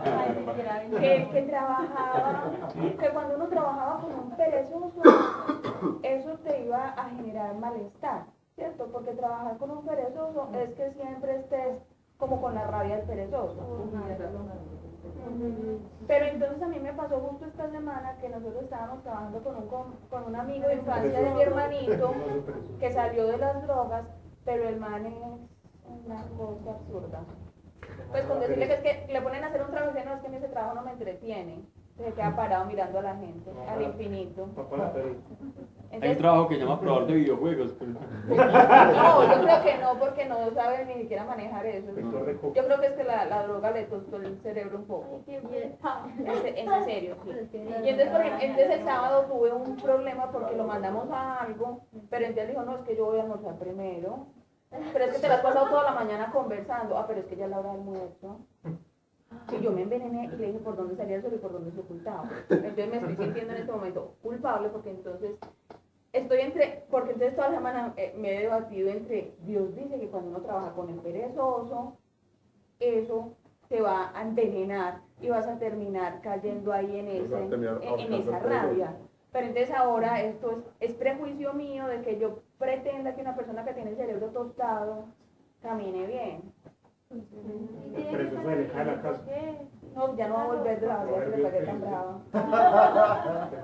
Es que tiene 37 años y lo mantiene el papá, y él todos los días, con 20.000 pesos, él dice que él vive con 20.000 pesos, porque si compra 3 arepas y un stick, con eso él vive, pero no necesita más para Pero eso soy práctico.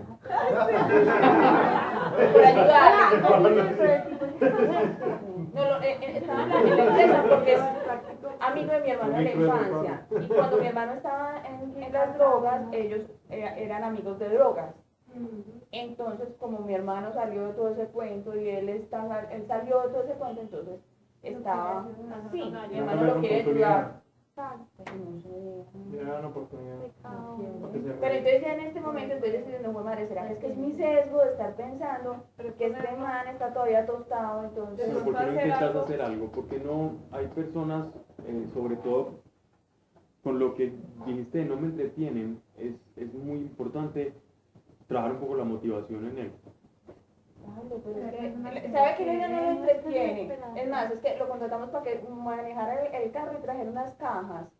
Ah, no, a mí me contrataron para manejar el carro, no para subir cajas. Entonces llaman a los operarios a que suban las cajas, porque eso no me está manejando. Claro, pero preguntarle qué le ¿Quién gustaría está hacer y necesitando lo trabajar? Donde diga que gerenciar. Manejar el carro, manejar el carro. Es que yo no salí de él, yo tenía una vaciada de tal forma que él dijo que no iba a volver. Pero entonces, ya, el consejo no es el mono. el consejo de Pablo, yo lo pondría a hacer algo. No, el consejo no es el mono.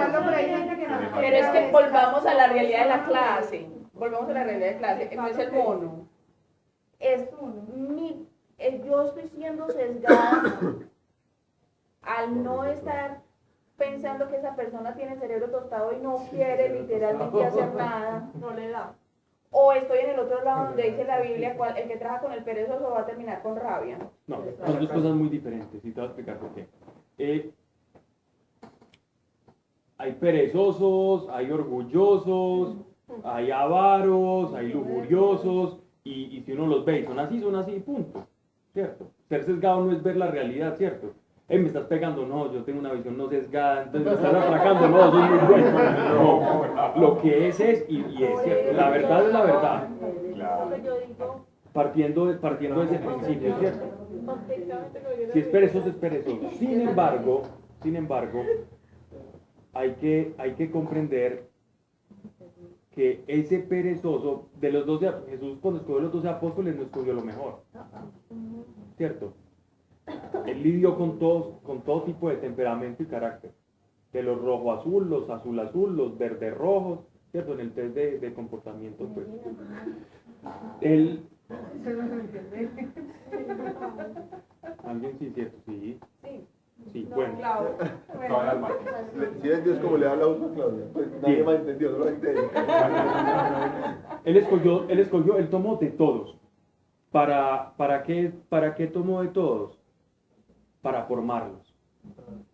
Nosotros hay que partir de este principio. El Antiguo Testamento tiene muchos principios y muchas premisas. El Nuevo Testamento solo tiene una premisa, que se divide en dos. Haz al prójimo lo que te gustaría que te hicieran a ti. A mí me hubiera gustado que me pegaran a restregar, a aterrizo. ¿Tú tienes esa conciencia? Sí. Haces bien, porque tu conciencia no te está acusando. Es más, mi hermano la única vez que aterrizó fue cuando le pegué esa misma restregada. Haces bien. Haces bien. Siempre y cuando tu juicio y la restregada no sea pasarte de ira, ¿cierto? Por el prójimo, sino que lo hagas por amor para que él despierte. Dios al que ama reprende, también. Entonces, si tu conciencia no te acusa, no es que tengas un sesgo y no lo estés mirando, estás mirando una realidad y estás obrando conforme a ella.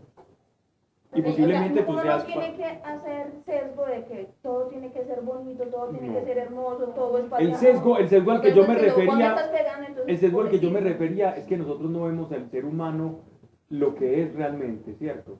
Pero a veces lo que es el ser humano es que es un irresponsable o es que es un perezoso. Pero yo a ese perezoso lo necesito. Y yo tengo una deuda de amor con él. Ese es el Evangelio. El Evangelio nos hace a nosotros deudores de amor con todos. Yo tengo una deuda de amor con todos. Cada uno de ustedes tiene una deuda de amor con cada uno de ustedes. Con el del lado tiene una deuda de amor. Yo tengo una deuda de amor con todos, usted con todos, todos. Alejo con todas y con todos. Alejo, que ahorita empiezo a pagar. Que le haga fila que lo va a pagar. ¿Crees que me por eso? ¿Cómo? Todos tenemos una deuda de amor. Mire al prójimo como que usted tiene una deuda con él y no que él tiene una deuda con usted, que eso sí es el sesgo. A mí me debe algo la gente. Uno siempre piensa, es que alguien me debe a mí. Una mujer muy sabia, una ancianita.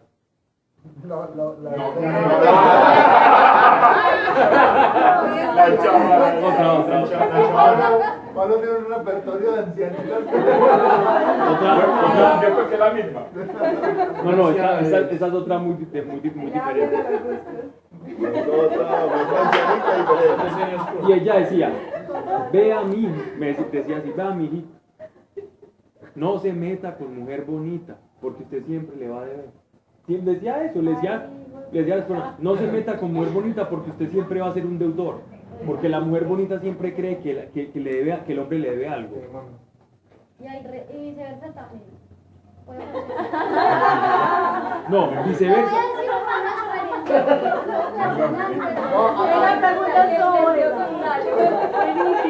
No, y Pablo se No. tenía que ir. No. En el caso del hombre ya va más vinculado hacia las posesiones. El hombre que tiene posesiones y que tiene cosas cree que le deben, ¿cierto? Entonces me tiene que ver porque es que da todo lo que yo le voy a dar. En el hombre no es tanto la belleza, sino las posesiones. Pero también uno puede hablar a nivel sentimental ahí, y a nivel de conocer, ¿sí me entendés? O me hago entender. Sí te hace entender, pero Porque es que mira, Ya se entiende, pero es la misma respuesta. eso, digamos, yo digo, si tú tienes que yo tengo mi trabajo, tengo mi familia, tengo un transporte, un carro, tengo movilidad de México, tengo físicamente, soy así súper atractiva. Pues, es consciente de eso. Entonces lo que uno dice, por ejemplo, cuando dices que con del perezoso o la deuda, por ejemplo, uno dice, si vos decís, es que yo tengo este deber, hablamos de una relación, y digamos que en una relación decís que yo tengo una deuda, entonces voy a ser duro al exigir de esto. Ajá.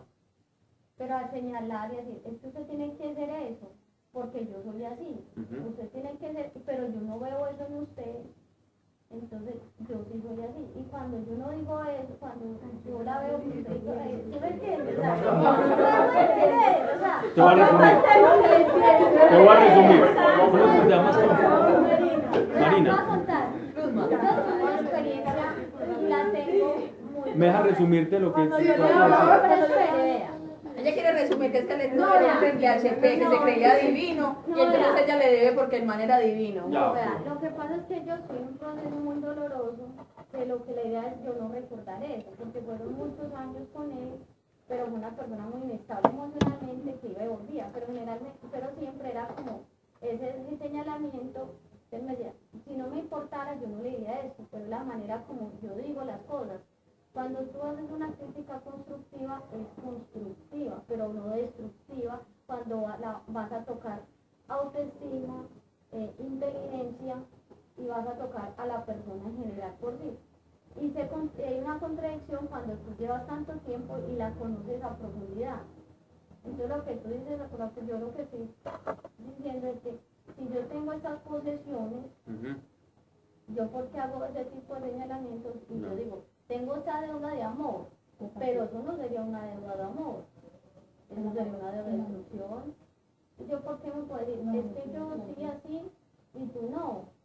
¿Y tú por qué no le dices a las personas con las que vives que te ayuden para no hacer ese tipo, por ejemplo, de ridículos como el que estaba haciendo yo ahora, por ejemplo, que hago es que no se utilizan las palabras adecuadas?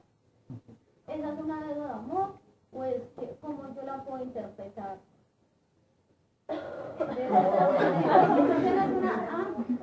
Bien, vamos al... Pues es que yo no sé, yo estoy en una confusión porque estoy dejando eso en una persona que a última hora me marcó mucho en mi vida porque me dejó muy dolorosa y estoy Y me bajó la autoestima. sí, o sea, ¿sí me entendió? O sea, yo estoy viviendo ahora y eso no he podido salir desde el estado. Entiendo, ok, perfecto. ¿Quieres razón? No, Estoy muy tranquilo. lastimada por eso, mire, Bueno, sí. sí. Bueno, yo... Vamos allá a los martes. Empecemos por desanudar el problema, venga. Pues ya Esto. necesito sanación, La tenés al lado. ya. Se le tiene luz. Bien, pero nosotros No, hemos... pero en eso sí yo- Solo, hay Ya dos- le tengo la solo lista. tenemos dos principios. Uno, con el Evangelio y al recibir el amor del Señor, nosotros nos hacemos deudores de amor con el otro, con todo, no con el que tenga una relación, no con mi esposo, mi hermano, mi mamá, con esos se supone, y Dios incluso dice, le llama a esa afiliación que nosotros tenemos con nuestros seres queridos, Él le llama el amor natural, que es casi que se supone que uno tiene que querer al papá o a la mamá. Se supone, pues hay casos atípicos y todo el tiempo se ven cosas, pero es lo normal. Por eso lo natural es que uno quiera al papá o a la mamá o a los hermanos. Por más que uno pelee, pues uno los quiere. Sin embargo, ese afecto natural o ese amor natural no es lo que Dios nos está hablando del amor que yo debo tener con todos, con el enemigo y con el prójimo. Y hay que orar por el enemigo todos los días. Ok. ¿Por qué es una deuda de amor? Porque al el Señor amarnos a nosotros, siendo nosotros imperfectos, malos, perversos, malpensados, de todo lo malo, y el ser perfecto, Él nos está marcando. Si Él siendo perfecto nos ama a nosotros, nosotros debemos hacer lo mismo que Él hizo por nosotros. Nosotros debemos responder a ese amor y completar el triángulo de amor del Señor. ¿Cierto? Ahora bien, cuando yo digo que somos deudores de amor y hablando, y puse el ejemplo de la viejita bonachona, esta viejita simplemente decía algo como, que puse el ejemplo de la pareja, le decía, no se busque, mi hijo, mijito, no se busque mujeres muy bonitas porque usted le va a pasar a deber, ¿cierto? Lo puse simplemente como un ejemplo. Pero aquí también dice que la vanidad que no te busque, que no buscas ni el corazón. Exacto, lo que somos realmente, ¿cierto? Sí. Eso es vano. Yo estaba hablando, era como que a veces, muchas veces, la deuda que nosotros teníamos, o que nosotros siempre estábamos esperando algo de los demás, cuando lo que nosotros tenemos es una deuda con los demás. Por eso puse el ejemplo de la viejita, que a veces, es que tú me debes porque es que yo soy esto. Entonces, como yo me creo esto, entonces tú me debes a mí. Porque siempre desespero los demás de eso. O sea, Porque uno estamos debe ser mal. agradecido, Porque pero estamos mal precisamente. Digamos, uno con los papás, como dice el mandamiento, honrarás a tu padre y a tu madre, Sí. esperar que te retribuya las cosas que nosotros hemos hecho. O, por ejemplo, yo, no sé si yo en algún tiempo le dije a él, y no sé si sonó como a echarle en cara, y él muchas veces le digo, usted ora por mí, o oramos, si oras por mí, yo oro mucho por vos, yo te apoyo mucho, y recíprocamente él me decía, sí, yo siento tu apoyo y siento estas cosas, pero eso es echar en cara cuando le dices que yo oro por vos, y me gusta orar por todos. Okay. Eso Tú lo puedes hacer y me imagino que es como... Pero si tú le dices a esa persona, eso Es como... no van a... Si se lo dices a una mujer no se lo tomaría tan mal, si se lo dices a un hombre es cantaleta y puede ser fastidioso. Estoy siendo muy sincero, ¿cierto? No me estoy vanagloriando de mí mismo porque Pero es que es hasta donde tú. A los hombres no hay cosas... O sea, yo pienso que amar, o sea, no, pues no sé, yo le tengo yo pienso que Dios, el hecho de decirnos que tenemos una deuda de amor con nosotros tampoco es, no es que, por ejemplo, Es una me caso expresión. y mi esposo me pega. Tú misma, pues, Ay, no, porque lo tengo, pues, pues está viendo sufrir, que tienes que aguantar todo, porque cada uno tiene su proceso y tiene que aprender. Entonces no es pues como o es drogadicto, entonces pues me voy por el mismo abismo que él decidió tirar su vida, porque pienso que sería malinterpretar tampoco eso, porque el otro también debe aprender y todos tenemos pues como ese límite, pues no es cargar tampoco como con todo lo malo del otro, porque al final ya también mi propia vida que Dios me dio. Me parece estar escuchando a Albita hace 1 año y medio.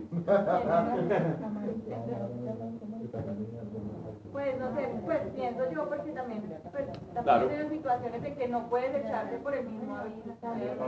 La expresión que todos tenemos, que todos tenemos una deuda de amor es equivalente a perdonar a nuestro prójimo 70 veces 7. Es el equivalente a, si tu mano te hace pecar, arráncala, porque más te vale estar sin ella en el reino de los cielos que... ¿cierto? Entonces, es una expresión de equivalencia. No podemos llevar esa expresión a una literalidad que no tiene sentido. La expresión es, nosotros estamos hechos y Dios nos creó para amar. Cuando nosotros no cumplimos ese propósito, vamos a dañar y a entorpecer la creación, a producir fisuras, rupturas entre las personas, hacer que una nación invada a otra nación, hacer que unas naciones se queden sin agua y las otras la estén despilfarrando, haciendo que unos bancos por allá en unos países pequeñitos se estén llenando de billetes mientras la deuda externa de otras se está incrementando. Todo eso es falta de amor. Es que nos digan a nosotros los países del primer mundo, el problema de ustedes es que se están llenando de hijos, y el problema de ustedes es que se están envejeciendo y se están llenando de plata, y que hay mucho territorio para cultivar. El problema es falta de amor. Pablo, y también pienso que entender que es imposible pedir a una persona que no entiende esto que actúe de esa forma, ¿cierto? De hecho, Jesús mismo lo decía, Padre, perdónalos porque no saben lo que hacen. Y nosotros que tenemos el conocimiento, estamos como llamados a actuar perdonándolos a ellos porque no saben lo que hacen. No podemos esperar que una persona cumpla esa deuda de amor cuando no ha recibido el amor de Dios o no lo ha aceptado. Pero perdonar Entonces, tampoco es permitir, pues, o sea, no es que permita pues que le pidan. No. O sea, uno perdona, pues no es que... No, porque Dios... pegamos, porque yo te amo, Pero no es no amor. perdonar. No, eso no es amor. Y miren que Jesús dice, ama al prójimo como que, o sea que primero tenemos también que amarles. Y una persona que se esté dejando maltratar todo el tiempo es porque tiene, ¿cierto? No solamente, sino que No se ama todavía. que cree que es muy mala y que el otro es muy bueno, entonces que yo tengo que suplir al otro siempre. Cree menos. No somos malas. O sea, que el amor que esa persona esté dando es un amor imperfecto, porque es un amor que simplemente es una compensación de su estima Y no es propia. porque la otra persona, antes pues por producir las tardes, porque la persona se siente así. O sea, por ejemplo, cuando tú dices esas cosas, porque uno interiormente es así. ¿O No, porque tiene un sesgo y cree que es así. Tiene una falsa imagen de sí mismo y no conoce cómo Dios lo ve. Cuando Dios nos muestra a cada uno de nosotros cómo somos a sus ojos, uno comienza a sentirse valioso. Tú nunca vas a sentirte valioso si no te conoces o te sientes o te sabes amado por Dios. Si uno se sabe amado por Dios, uno dice, yo valgo. Y lo que vale no se puede maltratar. Por eso a Jesús cuando lo abofetearon, él dice, ¿por qué me golpeas? ¿Qué mal he dicho? Cuando para gozárselo lo empezaron a abofetear en el Sanedrín. Él dice, ¿por qué me abofeteas? ¿Qué mal he hecho? Él hizo respetar su dignidad. Pero él sabía que tenía que ir camino a la cruz para morir por nosotros. Pero fue por nosotros, fue por amor que lo hizo. No fue porque no considerara su dignidad. No fue porque él dijo, ay no, yo definitivamente no cumplí mi misión, me tocó No. que me crucifiquen. No. En lo absoluto. Él siempre mantuvo su dignidad. Tan mantuvo su dignidad que él andaba con un traje que era costosísimo. Jesús andaba con un traje de una sola pieza. Esos trajes eran muy costosos, solo los usaban los sacerdotes de alto rango. Eso me estaban diciendo, padre, yo no sabía que él andaba con algo muy caro. Para cubrir, porque él cubría bien su dignidad, él era digno. Él era un hombre humilde, sencillo, pero él guardaba su dignidad. Pablo, qué pena. a pasar por encima, ¿cierto? No importa.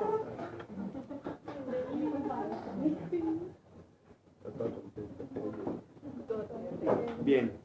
Ya está muy tarde, no sé en qué momento se nos fue todo eso. O entiendes, dice en qué momento. Capítulo 7, versículo 1. Muy necesario, Pablo. Esas son cosas que Dios permite para... Como cosas por allá. Mejor es. Sí. Qué bueno que pasó y el amar. Sí. Que todos escuchamos. No transformado ahí. Eso falta de amor. Pinche clase, Sí.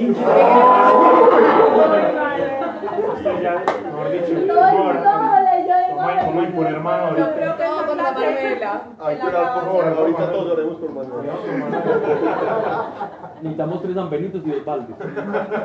Bueno, capítulo 7, versículo 1. 7.1. Vamos a terminar para que Erika pueda ir a descansar ya.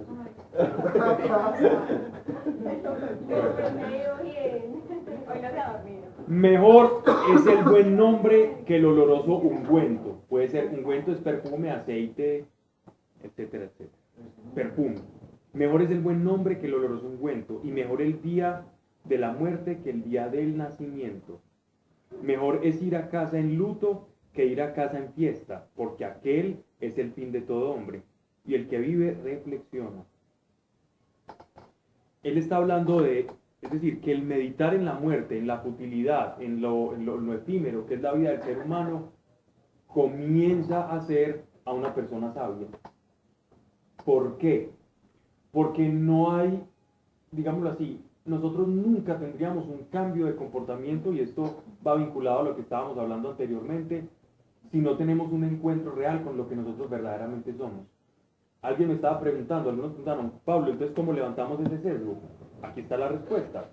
Cuando nosotros tenemos una confrontación con la extrema necesidad o impotencia de lo que somos realmente, en ese momento es que se generan los grandes cambios.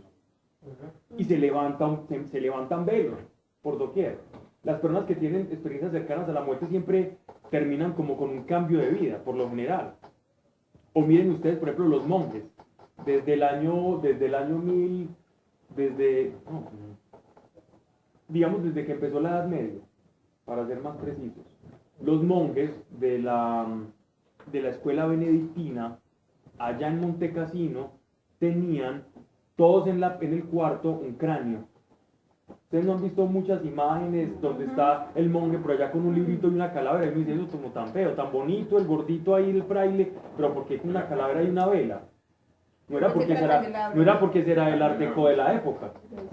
No era el último grito de la moda de la época tener una calavera con una vela. Era porque ellos meditaban al ver la calavera en su propia muerte. Todo el tiempo ellos meditaban en su propia muerte y digámoslo así, como en lo frágil y efímero que era la vida. Para eso ellos tenían una calavera como lumbrera. ¿Cierto? Ellos sabían, si yo reflexiono sobre la muerte, voy a vivir mejor. Mas si ando solo en deleites, entonces cuando me llegue la hora de la muerte, no voy a estar preparado para ella. ¿Cierto? Entonces, esa misma reflexión es la que está haciendo aquí el predicador, la que está haciendo Salomón. Como que se hiciera la reflexión de que vale la pena tener toda esta cantidad de cosas y finalmente esto no Exactamente. Entonces dice, esa reflexión es más provechosa. ¿Ya? Mejor es ir a casa en luto que ir a casa en fiesta. Él se está refiriendo a esa misma expresión. Porque aquel es el fin de todo hombre y el que vive reflexiona. Mejor es la tristeza que la risa. Todo en este contexto del cual yo estoy hablando. Porque la tristeza del rostro es buena para el corazón. El corazón del sabio está en casa de luto. El corazón del necio está en la casa del placer. En las cantinas, etcétera, etcétera. Mejor es oír el reproche de un sabio que escuchar las cantinelas de los necios. No sé qué expresión tendrán ustedes ahí. Alabanza al regaño que le hiciste al pelado. Alabanza. También. Tenía una culpa toda la clase. Está el regaño que le hiciste al pelado. Era mejor para él. No, ya me liberé, pero estaba toda la clase con Porque cual el chisporrotear del fuego bajo la caldera, tal es el aplauso de los necios. Y también dice, porque cual chisporrotear, ¿cierto? como cuando usted pone un chorizo en aceite hirviendo, eso es chistoso, del fuego bajo la caldera, tal es el aplauso de los necios. Y también esto es vanidad, porque la opresión puede hacer enloquecer al sabio, y las dádivas corrompen el corazón. Mejor es el fin de una cosa que su principio, y mejor es el de ánimo calmo que el irascible. No te apresures a enojarte, porque la ira es propia de necios. Él está reflexionando y arrojándonos aforismos y principios de sabiduría. Nunca digas, porque los tiempos pasados fueron mejores, porque nunca preguntarás esto sabiamente. Miren pues, hoy precisamente, hablando con alguien, se la pasa hablando con gente. Hoy hablando con alguien, voy a terminar este capítulo antes de terminar pues la clase para no quedar como muy mocho. Hoy hablaba con alguien y me decía, cierto Pablo, que pesar, las personas de antes las mujeres eran como más sanas, ahora son todas degeneradas, ahora son invitando a los hombres a yo no sé dónde, y los hijos antes eran obedientes y éramos obedientes y ahora los hijos todos rebeldes, y es que antes todo era como mejor. ¿Cuántos de ustedes han escuchado esa expresión? Toda la vida. Y toda la vida se ha escuchado, y toda la vida se escuchó, y toda la vida se escuchará. ¿Recuerdan ustedes lo que encontraron en esa tablilla? ¿Se acuerdan que una vez hablamos de eso? Claudio se acuerda. Una tablilla que encontraron en Sumeria. Que era una tablilla de una madre quejándose, estamos hablando del año 4000 antes de Cristo, una mamá quejándose. Eso está en el Museo de Bagdad, si es que ya no lo vendió ISIS, pues, que venden arqueologías y venden cosas de esas al mercado negro. Esa tablilla decía, escrita en cuneiforme, una madre quejándose, es que en los tiempos pasados los hijos eran obedientes a sus padres, ahora son rebeldes, ahora no quieren obedecer. Estamos hablando de 4000 años antes de Cristo.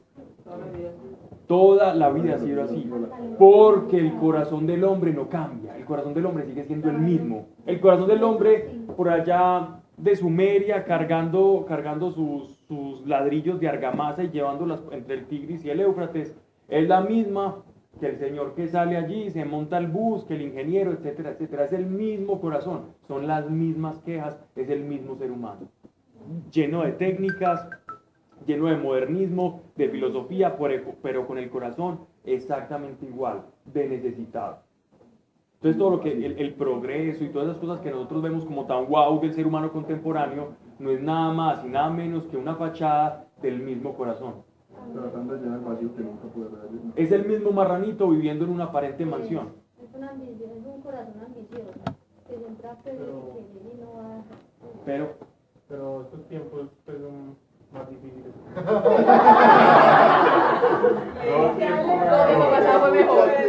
Nunca digas. Exhibidor. Nunca digas, porque los tiempos pasados fueron mejores. Porque nunca preguntarás esto sabiamente. Alejo perdió la clase de hoy. 1. Y eso fue escrito hace cuánto. No, menos. Mucho más nuevo. Estamos hablando más de la época del rey Salomón. Estamos hablando más de 1400. Bueno. Está nuevo prácticamente. Buena es la ciencia con hacienda, y es una ventaja para los que ven el sol, porque escudo es la ciencia y escudo es la riqueza. No estamos hablando de la ciencia método científico, pues no. Estamos hablando del conocimiento de los principios que rigen cómo vivir mejor. Porque escudo es la ciencia y escudo es la riqueza, pero excede la sabiduría que da la vida al que la tiene. Es decir, mejor es tener sabiduría que aún tener riqueza y que tener ciencia. Ciencia es conocimiento. Es conocimiento empírico, ¿cierto? Es un conocimiento de los principios de las leyes, pero la sabiduría es la capacidad de llevar esos principios a la praxis. Yo puedo conocer toda la ley, y los profetas, los fariseos tenían mucha ciencia, ¿cierto? Pero esa ciencia ni siquiera les alcanzaba para comprender una palabra simple de Jesús, no la entendían. Entonces, ¿por qué? Porque no eran sabios. En su conocimiento se envanecieron, y se hicieron necios. Como a los ojos del hombre. Exacto. Se refiere a la ciencia como el dinero. No, es que aquí están, es ciencia y dinero, son ambas cosas, ambas realidades. Contempla la obra de Dios porque, bueno, esto es muy bonito acá, para terminar, dice, porque escude la ciencia, escude la riqueza, pero excede la sabiduría que da la vida al que la tiene. Contempla la obra de Dios, porque ¿quién podrá enderezar lo que él torció? En el día del bien goza del bien, y en el día del mal reflexiona que lo uno y lo otro lo ha dispuesto Dios, de modo que el hombre nada sepa de lo porvenir. Este hombre no tenía ni idea de lo que era la revelación. Pero ¿por qué no nos explicas eso? ¿Cómo así que lo que entendí que Dios lo torció? Es decir, no, Dios lo torció, le está hablando de, por ejemplo, algo que se te escapa de esa felicidad, ¿cierto? Estás feliz y de pronto te enfermas. Entonces él dice, por mucho que yo pienso, yo no logro entender por qué eso pasa. Y por mucho que yo pienso e intento comprender, no puedo cambiar esa realidad. Bueno, pero él sí sabía que Dios conocía eso. Sí, él conocía la omnisciencia de Dios, sí. Ese principio lo entendía. Ya. Bueno, para la próxima siguen muchas cosas. Vamos a hablar ahora sí, de lo que es la sabiduría, ¿cierto? Para ellos. Hoy, aunque nos desviamos un poquito, yo creo que igual siempre nos desviamos un poquito. No, siempre nos vamos a desviar un poquito, siempre va a decir lo mismo.